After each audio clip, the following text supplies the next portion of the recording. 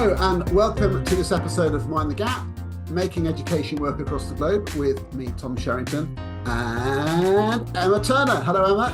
Hello, Tom. That's a big intro. Are you all right? Got to mix it up a bit. And we're delighted. It's been a long time coming, I think, but I'm really pleased that we finally got to get Josh Goodrich in with us. So hello, Josh. Hello, Tom. Hey, Emma. Thanks very much for having me on. No, it's really, really great to talk to you. You're someone who I think is, I think you're kind of doing epic work in the system, and we really can't wait to get into it. But before we do, this is your chance to just tell people who may not know kind of your background or what you're working on, kind of a bit about yourself, and share with people what you want to say about what you're up to. Sure. Well, so I'm an English teacher, but I'm not currently working in schools. Last year, I was a deputy principal of a school called AIM North London. Previously, I've worked as a senior leader in various places in London at an international school as well. And I've also led teaching and learning across the Oasis Trust. Currently, the reason why I'm not working in a school is because I'm the founder of an organisation called Steplab. And Steplab are designed to support schools to run PD that works, based around the kind of at the heart of it is instructional coaching. So that's what I'm spending at the moment all my time doing. Yeah, and it's been an impressive growth, and we because obviously we work I work in a parallel kind of organization. We have a bit of a partnership there, but just what's the sort of scale of it? I mean, how many schools are you kind of working with? How far has Steplab grown? We are working, depends on the measure, when mediated via a program, so we are the platform for the Ambition Institute ECF and also for the Teach First program. Mediated by them, I think we're across like over 6,000 schools, which is pretty wild. Kind of schools that work directly with us, I guess it's coming up 1,500-ish, which it does feel like a lot. And we're very proud to be working with so many coaches and teachers across the country. Yeah, I mean, this is the thing, and I think I love this whole world of CPD, instructional coaching, and there are lots of different ideas and theories and people. I mean, we've spoken to Jim Knight earlier this year, who's obviously someone who's been working in the field for a long time. But you have just written a book, which I would say is one of the best books about coaching or CPD that there is. And let's all do the show. Come on, here it is. Woo! Responsive coaching, and it's had a massively positive response, through the reviews and so on, which you must be excited about. Yeah, it's I didn't expect it to do anything really. It was just kind of a fairly nerdy labor of love for me, and I'm very pleased with how it's landed. And I think it feels like there was kind of a bit of a space. I think people were kind of ready. It just hit the educational space at the kind of the right time. I don't know what you feel about that, Tom. Yeah, I think it did, and I think fairly nerdy might be an understatement, but this is good. No, it's deeply nerdy. In a way which is totally excellent, because that's what we need. And anyway, I'll just tell people. I'm going to say what I like about it, and then we're going to get into the detail of it. But it's got this framework, responsive coaching, and I'm actually pretty pleased that you wrote a version of this for walkthroughs. But you've rearranged it, which you can tell me about. But there are 5 basic structures which you talk about, and it repeats throughout the book. So it's got this recurring set of ideas, which are awareness, insights, goals, steps, and habits. And it's about the journey through those things. And you use them to repeatedly evaluate different parts of how a teacher might improve. I was trying to sort of see if it spelt some really cool acronym. AI. Sadly not. It's something awkward like egg or something, and it doesn't work. I tried so hard to make an acronym. I can't tell you, but it didn't quite work. Go on, Emma. Sorry. Steps in, you've nearly got Dalglish. Liverpool Football Club reference there. Which point to make sense, see what word you can make.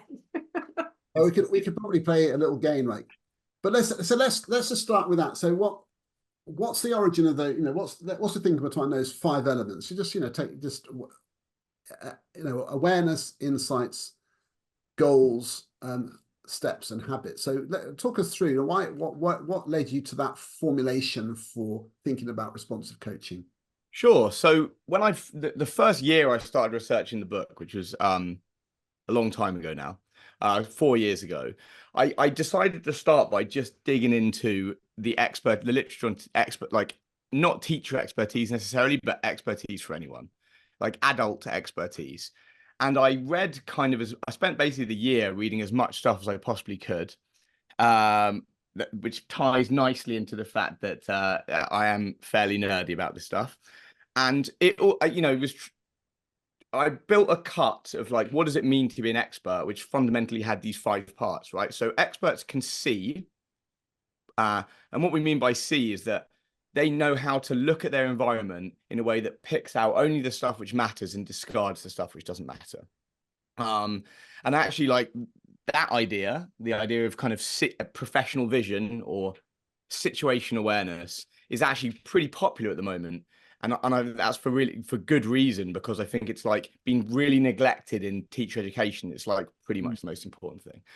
And so that's the first bit is awareness. And then the second bit, insights, is fundamentally like has a deep understanding of the field which they're able to elucidate.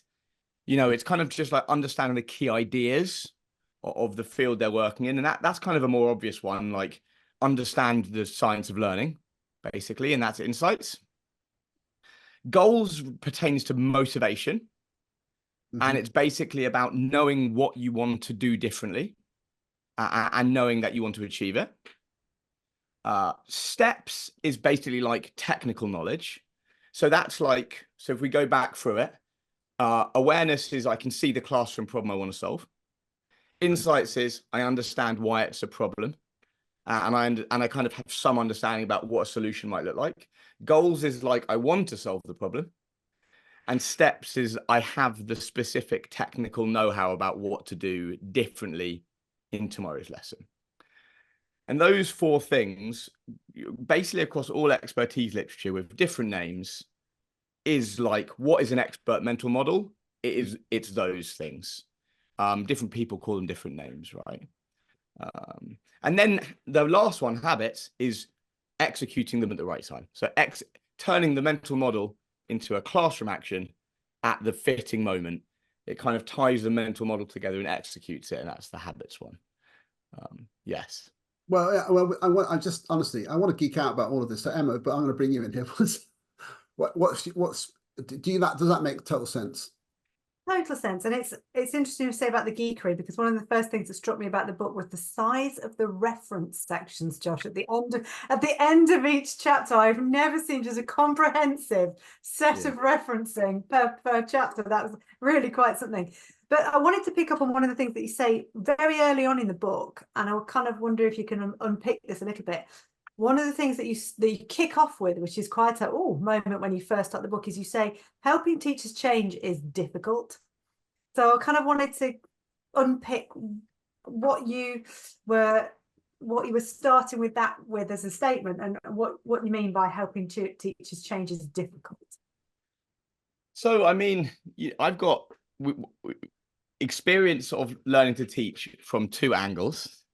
I was a learner teacher that didn't necessarily find stuff super easy, which I think it is actually, like, as a little aside, is I think what probably makes me a decent coach, because I really had to be conscious about learning most parts of being a good teacher, and particularly like classroom management, which is the stuff that some people can do fairly easily automatically.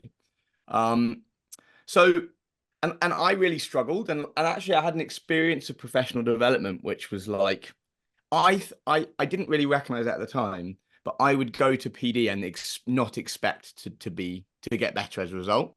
It'd be like, I'd just be like, I'm doing this thing from 4 till 5 on a Thursday.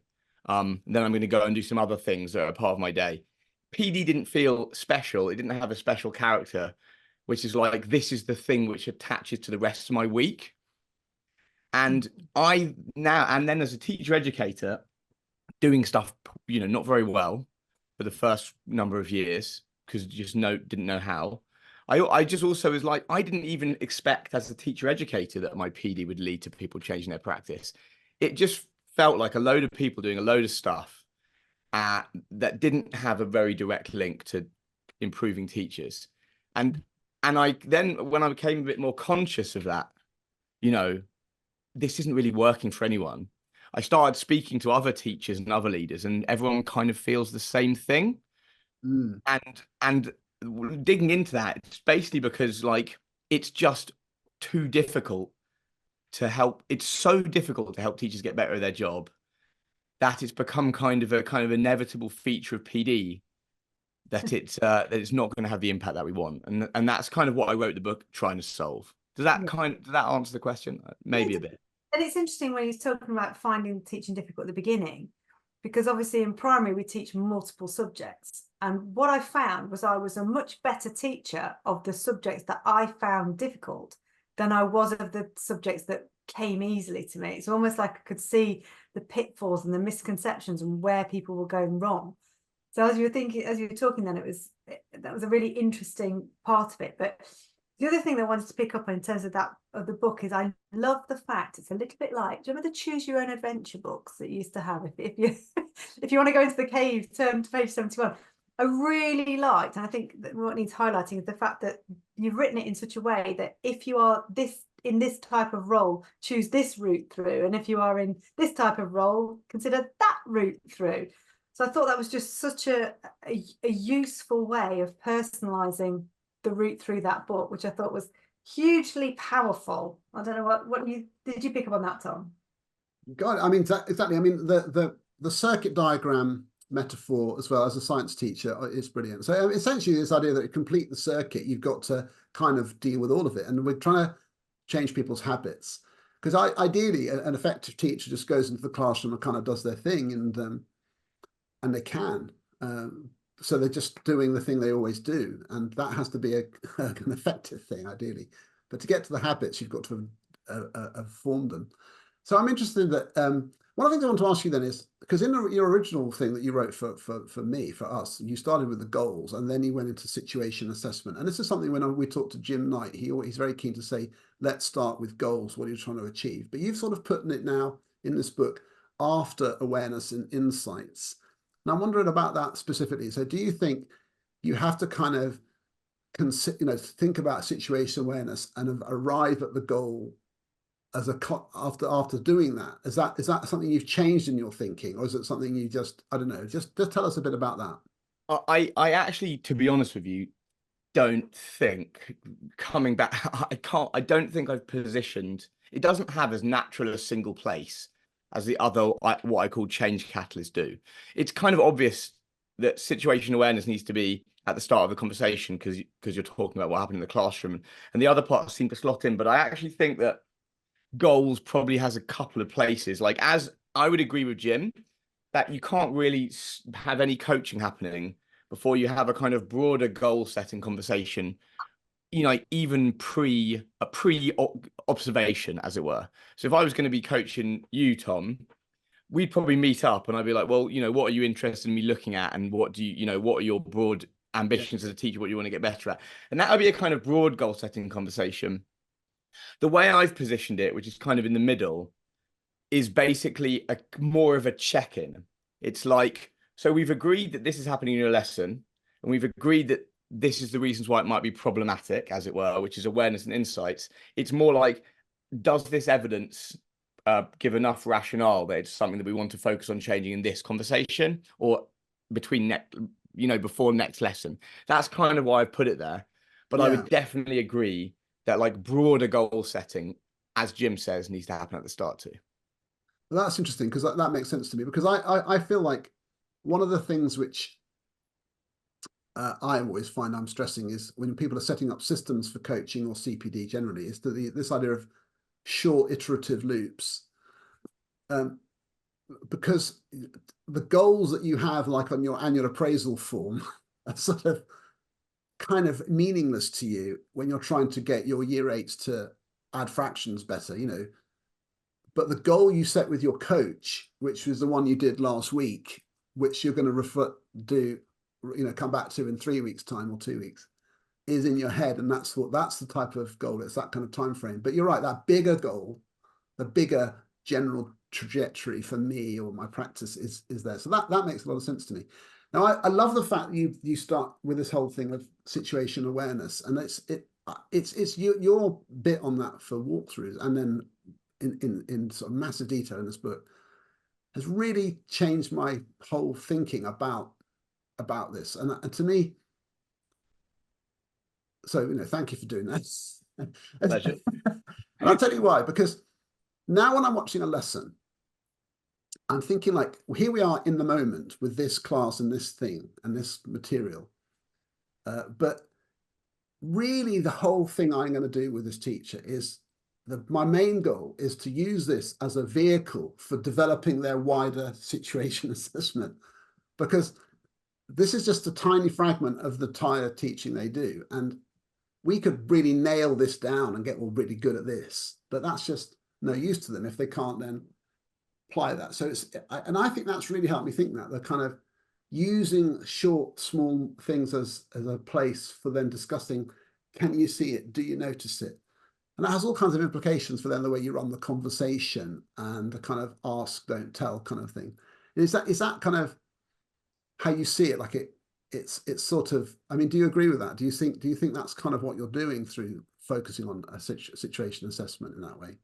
Yeah. There's a bunch of, well, and let me put it in a different way. There's a risk when you coach someone that you're just addressing this like one tiny island of their practice that like is in a vast sea, and all you manage to do is impact like this tiny floating iceberg, but the rest of their practice, which is really nearly all of it, is just untouched by your coaching. And you do that by like overly focusing on that tiny bit of the lesson that already happened. And I think there's a whole bunch of stuff, including a real focus on looking at the right classroom cues or situation awareness, which you can do to kind of move the coaching away from the iceberg and like, so that it's actually in the sea, in the wider practice. So yes, like pointing out like these are the important classroom cues for these moments in future is critical, because like that's talking about next lesson. Another one which is actually so common, it's like the biggest coaching mistake that I see. I saw it last week and I see it all the time is doing the rehearsal or the habit change about the lesson that they already taught. Because it's like such an obvious, yes, we were talking loads about the lesson yesterday, but when we do the how are we going to improve your practice, let's focus on the lesson tomorrow. Because you're just automatically moving from the iceberg to the sea. But like no, so many coaches are not doing that, and that is a bit alarming. It's like it's kind of trapping coaching in a limited impact. Do you know what I mean? Yeah. I mean, that's such an important thing. And I often use the sort of sat nav analogy here, which is it's one of my best jokes that I tell during CPD, and it's not really. Imagine sat nav machines were programmed so that they said to you, I'm only going to tell you this once, but next time you're going to have to get it by yourself. And so it makes me laugh anyway. So that because the whole point is that you need to think for yourself, and the whole point of the conversation is to think for yourself. So, or a sat nav says something like, so where do you think we should go next, left or right? And you kind of have to work it out. And I feel like the sat nav tendency of coaches who are learning to be coaches is strong, is to tell, is to direct very like upfront. And then, I mean, is that something that you, in your training and so on, that you explicitly challenge? Yeah, definitely. I mean, that's why, I mean, the big diagnostic structure, or the big, the structure of the coaching moves in the book is ask, tell, and then or move on. Yeah. So you ask, in each of those stages we mentioned earlier, you ask a diagnostic question, and that question kind of tells you where you should go. Like if you determine, Like if I ask a question about situation awareness and it looks like the teacher just didn't see the relevant classroom cues, which can often be the case, you know, when a teacher's like swamped or cognitively overloaded, particularly with classroom management, you're like, well, did you see the 15 kids like drumming on the back row? And they're like, no, I'll do my register or whatever. So you ask that question and they didn't see, then you're going to have to tell, you're going to have to share some information, right? You just have to, because the information isn't there. But of course you can't just tell, which is like, as you say, like about 50% of new coaches' instinct is just like, yeah, just say what I think and then get out of here. If you're just going to, you know, there's no point just telling they didn't do any thinking. So you must always move to the second tranche of moves, which is asking. Like if you're going to share information, you must then move to asking questions about the information. And that's kind of the whole structure of responsive coaching, is you ask a question initially to determine what they currently are thinking. And then depending on that, you go a route on the sat nav that is appropriate, right? You may always have to tell them to turn left, but then you then need to ask them some questions so that they know that they got to turn left, and then you can move to the next bit, right? And I think, interestingly, I think a lot of people have the telling instinct, and they're kind of people who've approached coaching from one route in, but there's a bunch of people that also have the asking instinct, and they like feel like telling is always the wrong thing to do. Yeah. And that's like, you know, how, or just telling kind of like disenfranchises or de-autonomizes the teacher. And so I'm only going to ask. And like both of those positions are like quite unhelpful, because you don't know what someone needs. You have to find out before you can determine the right approach. I'm just pondering a slide that I use on some training, not coaching training, but it's about developing an overview of teaching and learning in the classroom, but also subject leadership. I've got a picture of two ballerinas, and one's doing a lovely lift with the other one. And then in the background is the lovely row of ballerinas, all got linked arms. And I'm saying you might be looking at those two ballerinas at the front, but if one of those back ones falls off the back of the stage, you are going to notice. So it just made me think about that situational awareness and this idea of, yes, you want that short iterative loop of the thing that you're meant to be looking at, but that awareness of when the ballerina drops off the side, one of the backing dancers drops off the back of the stage, that's often becomes the focus of the coaching conversation. Or am I wrong there? That actually you might start looking at one thing, but because something else happened, that shifts the focus of what you were doing. Yeah, I mean, I think that can be why really relying on you know, we talked at the start about it can be helpful to set the goal before the conversation starts. And that would be like, yeah, we're going to look at the two ballerinas in the middle. But like, particularly if you're new to coaching someone, and also particularly if they're not super confident, they don't have their mental models are not particularly well developed, i.e. they're quite novice. Then the goal that they may think, or the goal that you may set with them pre-lesson, you're right. It might be like, no, we don't need to focus on this. It'd be significantly better for the learning of the students if we focus on that. Yeah. And that's why I think, as you say, that starting with situation awareness and just talking about what happened in the lesson, talking about the evidence is kind of a critical moment, because you never know which bit of the classroom you're going to want to focus on. A number of times I've been told to go in and, can you support teachers with X? And I go in and I'm thinking, it's not X, it's Y that we need to do. X might be a byproduct of Y, but that's where it starts. And it's just so interesting that I love the fluidity of that's offered by the models that you put in there, that there is the real structure in there, but there's a kind of a fluidity within it to be able to respond. I just realised what I said. That's the point, isn't it? So, and I love that. See, one of the things that you do in the book is you use these examples. You use sort of named teachers, which are kind of invented characters who have a certain sort of disposition, or the way they see themselves, or the way their level of situation assessment awareness, rather, their capacity for insights, you know, forming the right insights.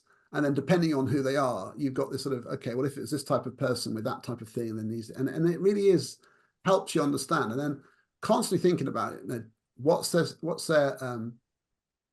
situation assessment like? What are their insights? still, there's one thing I'm interested in is all the way through this, it assumes that the coach has a sort of burden of needing to have a skill set, which is sort of really kind of able to guide that teacher then and be the one who can assess their capacity for situation assessment and assess their capacity for making the right insights and all that. And that's the whole thing. So one of the things I'm finding more and more is that when I'm working with schools about setting up these programs, we say, well, like training the coaches to coach is sort of, you can't just sort of like do that on the side. You know, you've got to, that's, how good is it going to be if you're not doing that? So this is clearly one of the reasons you set up the platform, you developed it in the school, and then you rolled it out at Steplab, is to help coaches to coach. So is responsive coaching, the book, it totally sort of like dovetailed with the Steplab system? I wasn't entirely sure, like, because does one totally support the other? Yeah, it's a good question. I don't think I don't think I mentioned the words. I wanted the book to be agnostic of Steplab. Yeah, that's why I asked, because you don't Yeah, mention. I'm like, you know, I'm to the potential, like I imagine a few people that work at the Steplab find this frustrating, but I don't love like you know, a sales pitch. And so, and I really wanted the book to be like not the same. I wanted the people who worked with Steplab or didn't work with Steplab, who were gym night coaches, who were Paul Bambrick Santoyo coaches, you know, like as in which route they came in, to all be able to take something from it. Most importantly, I wanted the book to meet a coach where they are. Like, I wanted a completely new coach to kind of be able to use responsive coaching to build their coaching up and learn, because you know, it's taken me a decade to learn how to coach people properly.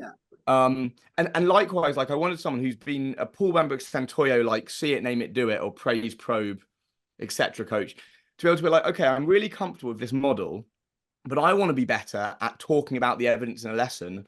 I'm going to go to the situation awareness chapter and just read that chapter, and then tack that part on where it belongs in Paul Bambrick, you know, the probe. Likewise, like I want to be better at modeling, but I'm a gym night coach. Well, I'm going to read the chapter on steps and do all the work on modeling at the level where we're talking about the change. So it does fit with Steplab. Like obviously you can be a Steplab coach using our protocol and read parts of responsive coaching and improve it. And I guess it dovetails probably the best with the Steplab model, but it's like really important that I wanted it to be, to kind of be able to benefit anyone, no matter what they're coaching with. Well, I think you've done it. I think you succeeded in that sense, because it's sort of, and it's the logic to it is so clear. It definitely, I think it works really well in that regard. So I think you've done that well. But because you don't mention it explicitly, that's why I was. But you developed the platform to kind of guide the coaching, didn't you? Sort of, it's in a way, it's sort of, it's less about guiding teachers than it is about guiding coaches. Is that right? Yeah. Steplab is really aimed, or initially it was aimed at coaches. So I had a school, Oasis Academy South Bank, and I wanted to build a coaching program. And in fact, and you know, interestingly, South Bank it was entirely teach first and former teach first. So basically a bunch of keen beans, you know, who would do really anything that you asked of them.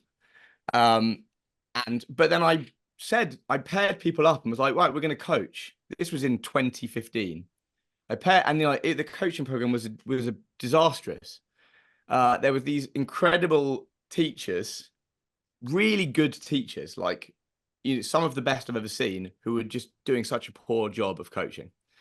And I was like, oh, how how is this happening? Like I definitely think they know what good teaching looks like. And so Steplab came out of that. It was just like, what structures can I put in place to provide coaches with content support? And this was like our list of our list of action steps, some diagnostic support, and that's like, how do you choose the right action step? And then some support for planning and structuring the feedback conversation. And so that's kind of what it grew out of. I built it for me. For 3 years, it was just in use in my school, or in use across Oasis when I moved into the role. It was never intended to be a kind of whatever, you know, a company A or whatever. global phenomenon. Global, yeah, it was never intended to be a global phenomenon. But yeah, so that's what it's for. It's for supporting coaches to plan and structure and then deliver feedback that hopefully moves teachers on. Josh, is there anybody that coaching is harder with or not suitable for? I'm just thinking of, sometimes you get the just tell me brigade, just tell me and let me get on with my life. Yeah, So what do you do in those situations? Are there like, you know, there was that program called the Unteachables or the Undateables. Is there such a thing as an uncoachable? I mean, there's definitely people that are significantly harder to coach. But that's for a few reasons. Like, yeah, you probably have the very experienced, disenfranchised, but you know, people who don't believe that PD is going to work for them, and they're like the kind of like, and I mean, just tell me is probably like, don't waste my time with this. Like, I'd much rather be marking 30 books, planning 3 lessons, and going home to my kids. Yeah. Importantly, like, I can understand how they feel, you know, but I think with those people, I would probably be like, cool, I'm going to tell you what I think, and then I'm going to ask you a load of questions about it and kind of annoy you. No, like, I think importantly for those people, you've got a limited time as a coach to show them that it's going to work for them. Like, there's this interesting, a guy called Thomas Gusky talks about how teacher motivation works. And like, we think, again, people in PD think that you do motivation first. So my job as a coach is to come in and be like, this is going to be jazz hands. Like, this is the thing for you. It's going to be brilliant. I'm going to do a big launch. And then people are a bit motivated and then we can coach. But in fact, Gusky says it's completely the reverse. You've got a small window when a new initiative comes in, where people are going to be like a bit open to it. And if you can demonstrate impact, it's the impact, the perceived impact, that builds motivation. And then the next bit of impact will build greater motivation.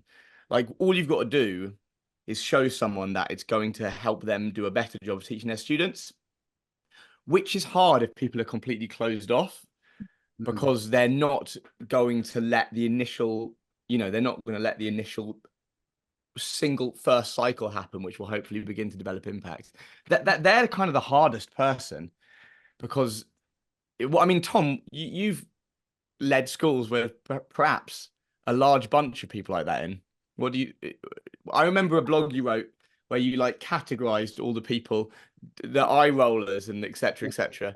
That was years ago now, but I call them the jaded eye rollers of doom. And what's the answer? And the other people are the hyper poppy evangelists, and they're the people who are so like they want it to be like fad of the week.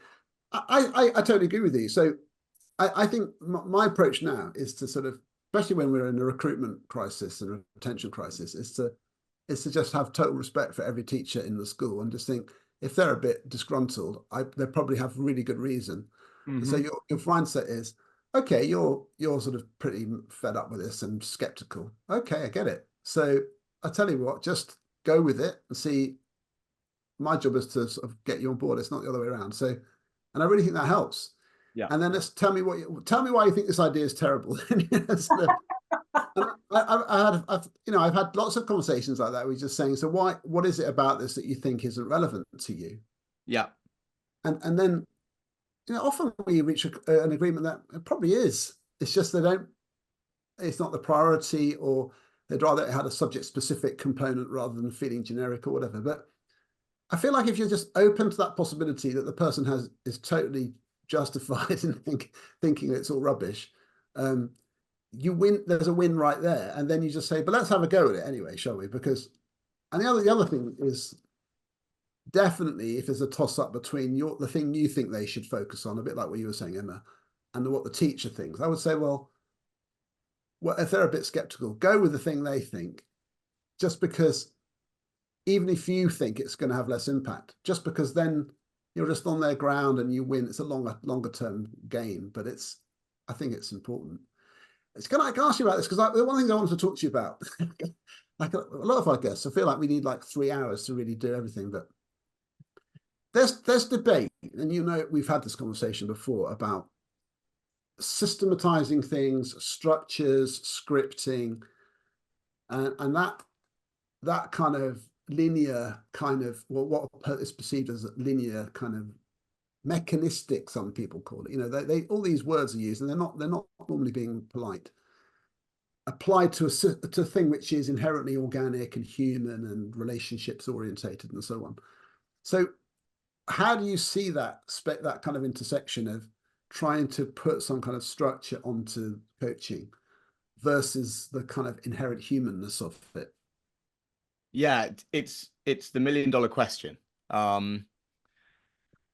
So I mean, I like, what are we trying to do here? Like, what I'm not that interested in is in 5 coaches who work in, I mean, my former London borough that I used to teach in, let's say the borough of Lambeth. There are like 10,000 teachers there, or whatever it is. And I'm not interested in 5 coaches who've done this course and have like reflected on how to be a human coach for 5 years and then can help barely anyone. That's not the scale of what we want to achieve. And I think I'm saying we, Tom, because I think I'd put you in the same boat here, which is like trying to improve PD at scale. Like, it's no good helping 5 teachers at school A if there's 50,000 teachers who are disenfranchised and hate PD. And if you're trying to do stuff, even at the scale I initially did it, which was 60 teachers in my first school, you've got to have a structure in place, because you're trying to help a bunch of people do a thing which is very difficult. I think the challenge for me is like, it's a way of doing structure which is initially supportive, but which has flex in it for later stages. And that's what we've really tried very hard to do at Steplab. So we have a structure for how a coaching conversation should go, but importantly, like, key sections of it are completely adaptable, but there is something there at first.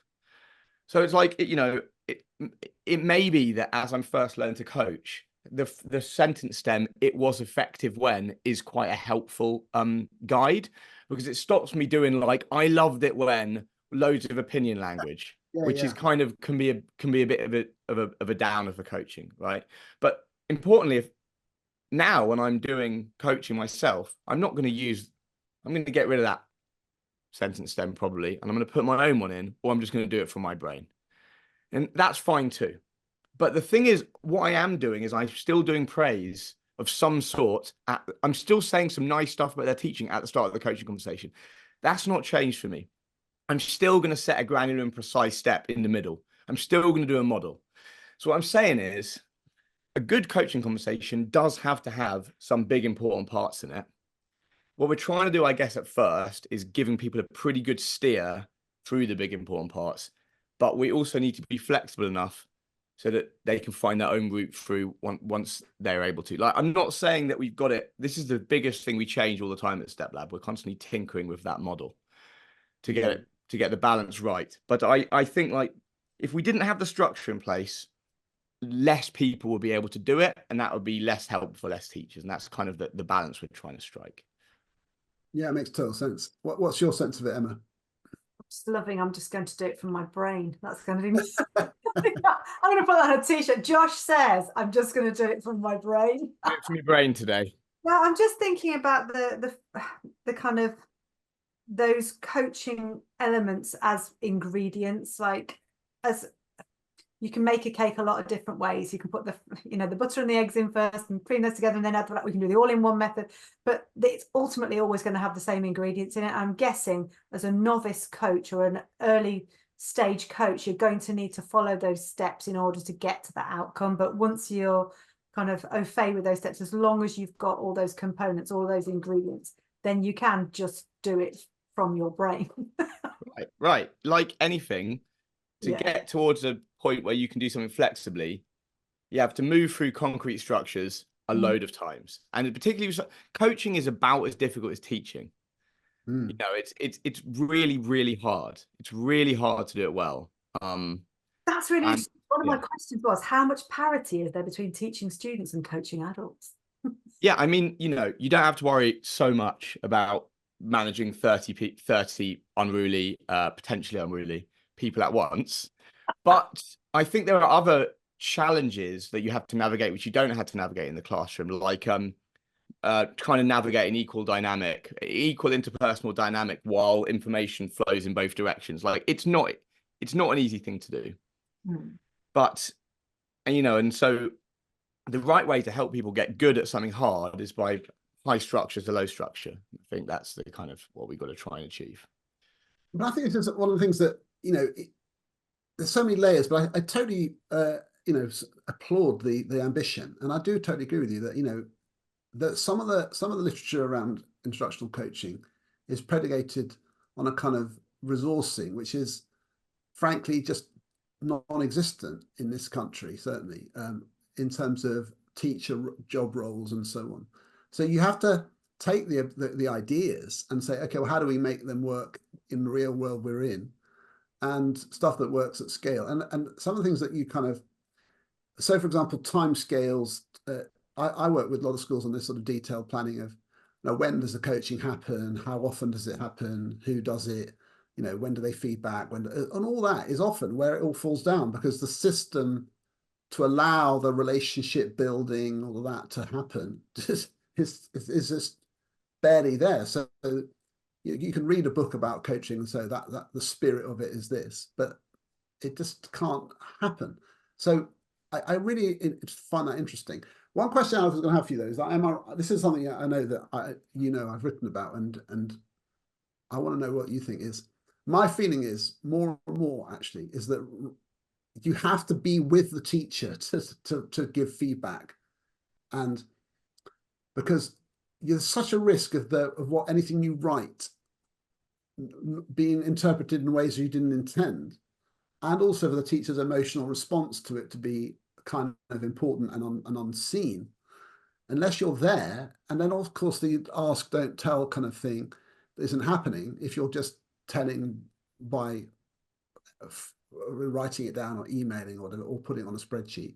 So I more and more I just think, unless you're kind of committed to the idea that when we observe a lesson we're going to have a conversation, even if it's in a group, I feel like you're not setting it up to succeed. But still quite a lot of people, for pragmatic reasons, don't do that, and they'll just observe and send feedback. So yeah, what are your thoughts about that?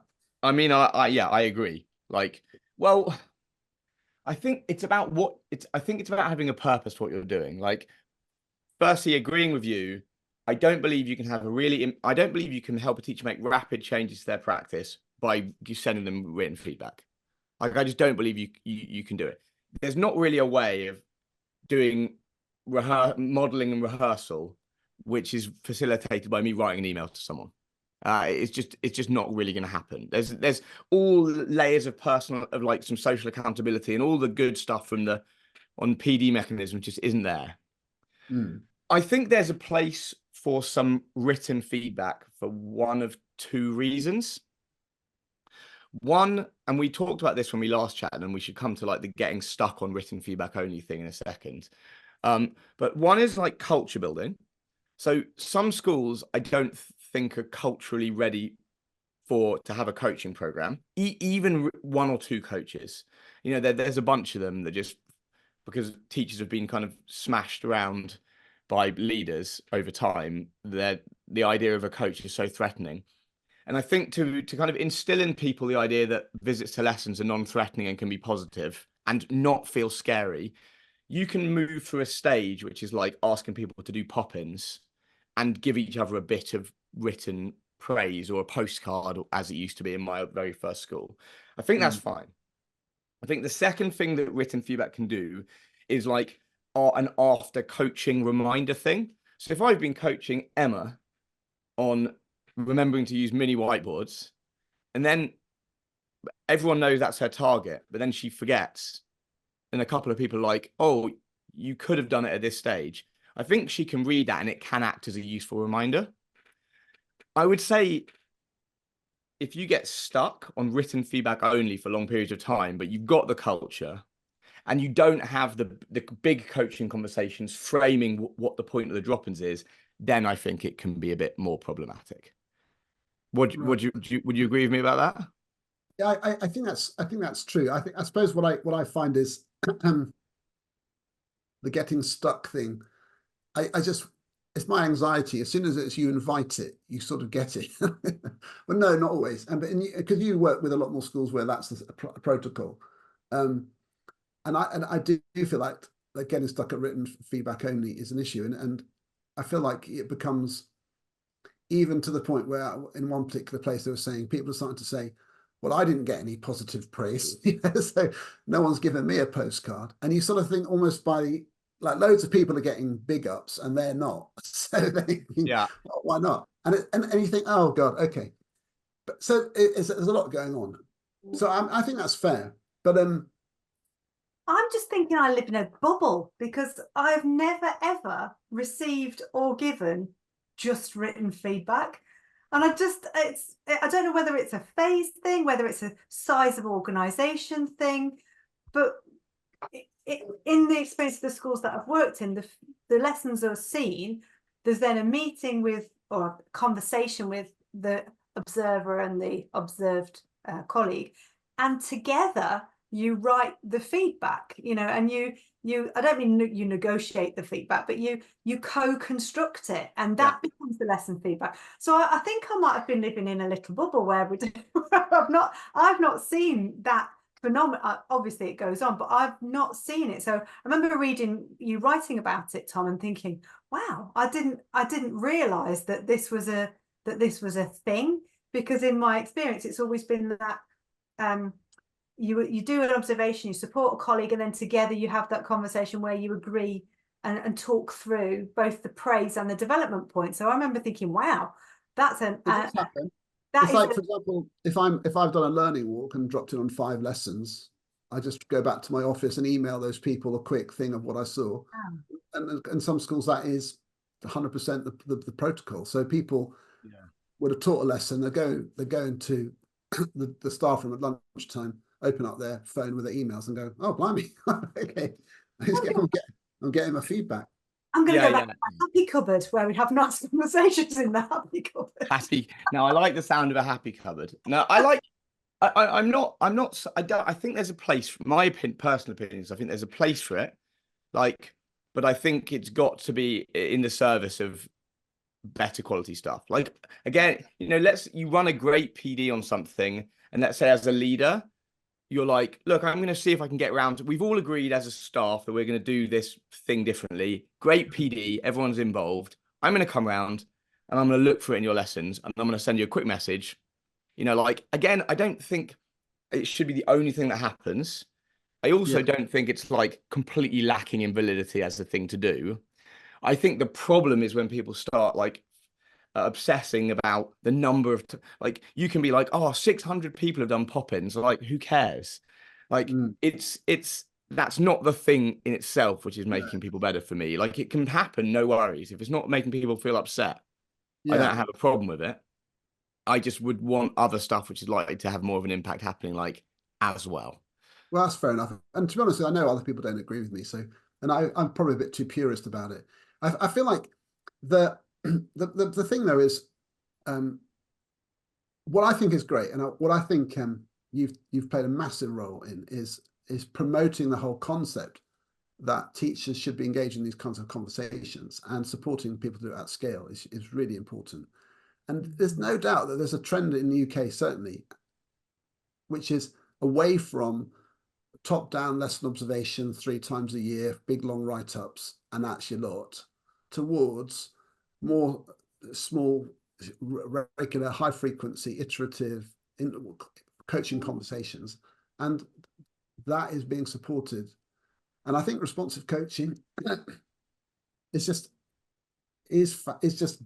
really, really good at setting out a way of delivering that, which is structured and has got a system to it, but it's deeply human. I mean, it just feels like you're listening, you're responding. There's like, which way should I go?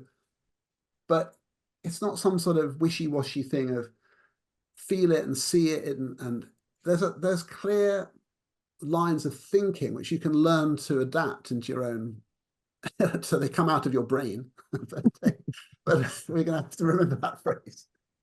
So I mean, we haven't got that, we're getting the big red flag waving from our producer here, but like, stop. But I mean, do you feel like this sense of, do you sense that from your kind of position, there you are in your like Starship Enterprise chair, do you sense a sort of empire out there of, Steplab operatives doing coaching? Do you feel a sense of the scale of what is happening through your work?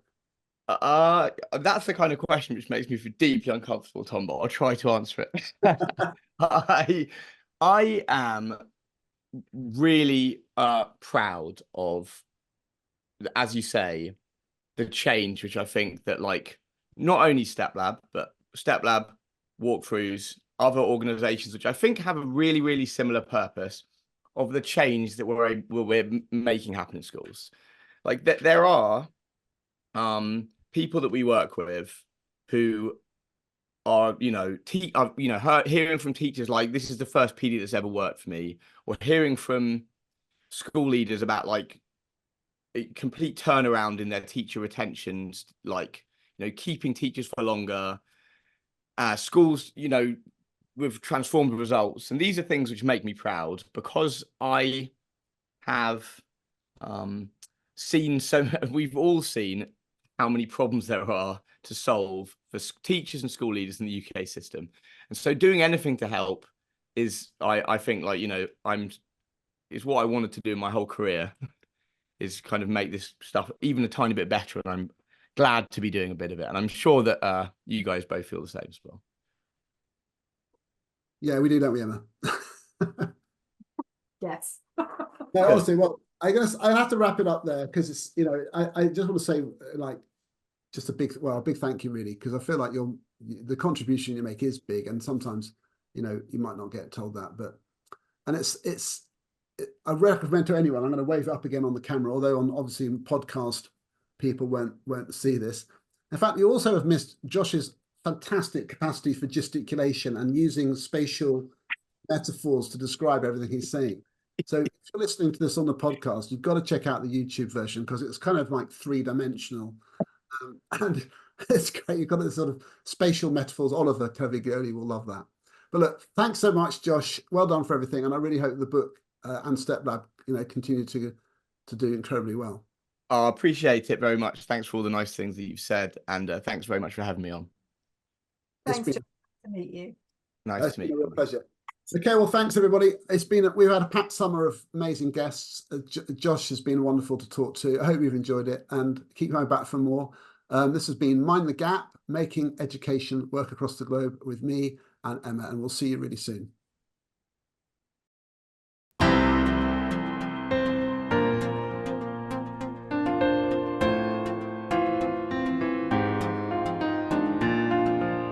Thank you for listening to Mind the Gap. I'm Emma Turner, and I've been presenting with my co-host Tom Sherrington. If you enjoyed this episode, please leave us a review, share on social media, and subscribe wherever you get your podcasts. Find us on our YouTube channel, search for Mind the Gap with Tom and Emma, or head over to Spotify for an audio version. This podcast was produced in association with Haringey Education Partnership, and our producer for today's episode was Luke Kemper.